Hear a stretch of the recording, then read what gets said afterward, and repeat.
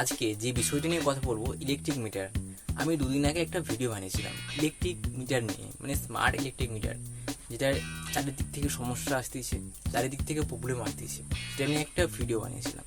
সেই ভিডিওতে আপনারা অনেক ভালোবাসা দিয়েছেন, আর অনেকে কমেন্টও করেছেন, ভালো মন্দ অনেকে কমেন্ট করেছেন। সেই ভিডিওটায় সেই কমেন্টগুলো নিয়েই করবো আজকে আলোচনা। চলুন আর দেরি না করে শুরু করা যাক। আর আপনারা যদি দেখতে চান সেই ভিডিওটা কেমন হয়েছে, তাহলে আমার আই বাটনে গিয়ে ক্লিক করে দেখে আসতে পারেন। এছাড়াও আমি ডেসক্রিপশানে লিঙ্ক দিয়ে দেবো ভিডিওটা। চলুন শুরু করা যাক। কারা কারা কি কমেন্ট করেছে আর দাদা ভাইরা কি বলতে চাইছে। নানা মিত্র বলে একজন দাদা ভাই বলেছেন, একদম ঠিক কথা বলেছো ভাই। হ্যাঁ, আমি বলেছিলাম ভিডিওতে মিটারটা হচ্ছে স্মার্ট মিটার। এখানে এই মিটারে বিভিন্ন রকমের খারাপ দিক রয়েছে, ভালো দিক রয়েছে।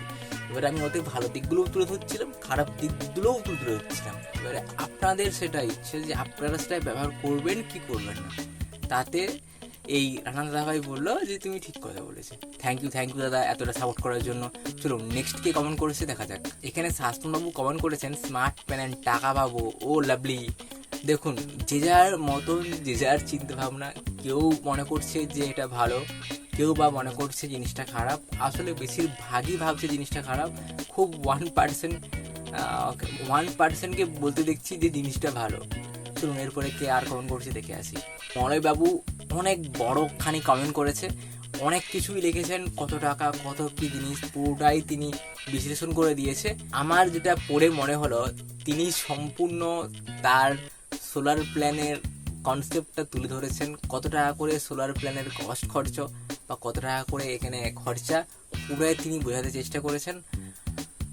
দেখুন, যে যার মতন করে যে যার চিন্তা ভাবনা দিচ্ছে, তিনি সম্পূর্ণ বোঝাতে চেয়েছেন যে সোলার লাগান, সোলার লাগালেই লাভ, আর সোলারে খরচা কম। আসলে মুদ্রা জিনিসটা হচ্ছে স্মার্ট মিটার সত্যি ভালো না খারাপ সেটা তো আমরা জানি না, বাট যারা লাগিয়েছে তারাই বলতে পারছে, তারাই আন্দোলন করছে। এবারে আমরা কমেন্ট করে বা আমরা আমাদের কমেন্টের মাধ্যমে সেগুলো প্রকাশ করতে পারছি বা আমরা জানতে পারছি যে কোন জিনিসটা ভালো কোন জিনিসটা খারাপ। চলুন এরপরে আর কে কমেন্ট করেছে দেখে আসি। এখানে আরেকজন কমেন্ট করেছেন, স্বপনবাবু।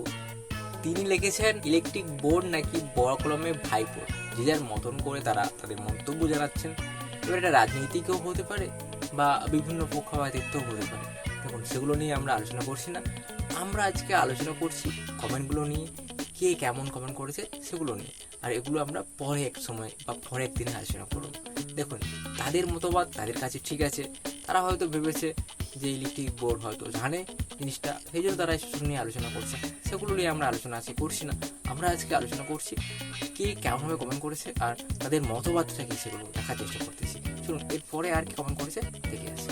M24 পেজ তিনি কমেন্ট করেছেন, এই মিটার কি আনা সত্যি দরকার? এই চ্যাপ্টার বন্ধ করে দেওয়া উচিত।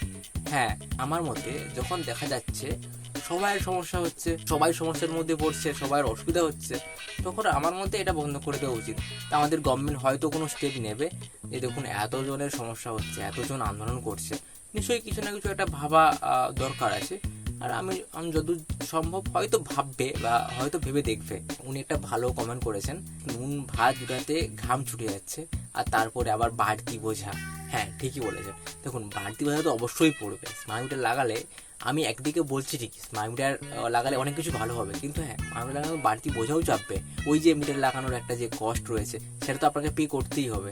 হ্যাঁ, আপনারা হয়তো দুদিন বাদে হয়তো কস্টটা মিটে যাবে, বাট প্রথম তো পে করতেই হবে। ওটা তো বাড়তি বোঝা হতেই পারে আপনাদের, তাই না? বা লাগতেও পারে, ওটা বাড়তি বোঝা আপনাদের মাথার উপর চেপে আছে।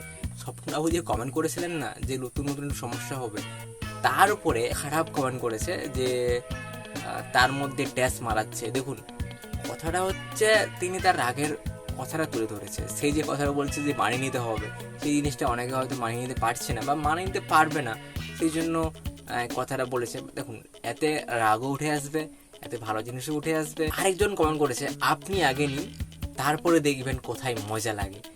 হ্যাঁ, ঠিকই বলেছেন যে এটা একটা হাসির কথা যে যিনি বলছেন, মানে স্বপনবাবুর কথা বলছেন উনি, যে আপনি আগে জিনিসটা ব্যবহার করুন তারপরে আপনি বুঝতে পারবেন কতটা মজা। হ্যাঁ, ব্যবহারটা তার করলেই বুঝে যাবে না জিনিসটা কেমন। এটা আমিও বলছি, যারা ব্যবহার করছে তারাই বুঝতে পারছে জিনিসটা কতটা খারাপ বা কতটা ভালো, বা সবার মন্তব্যটা কি, সবাই কি বলতে চাইছে। সত্যি এই জিনিসটা ভালোভাবে ধরছে সবাই না খারাপ দিকে দেখছে সবাই, সেটা নিয়ে আমরা আলোচনা করলাম।